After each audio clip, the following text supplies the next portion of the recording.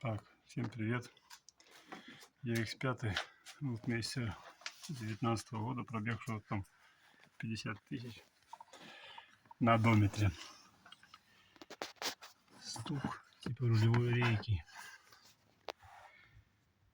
Сразу думал рулевые наконечники.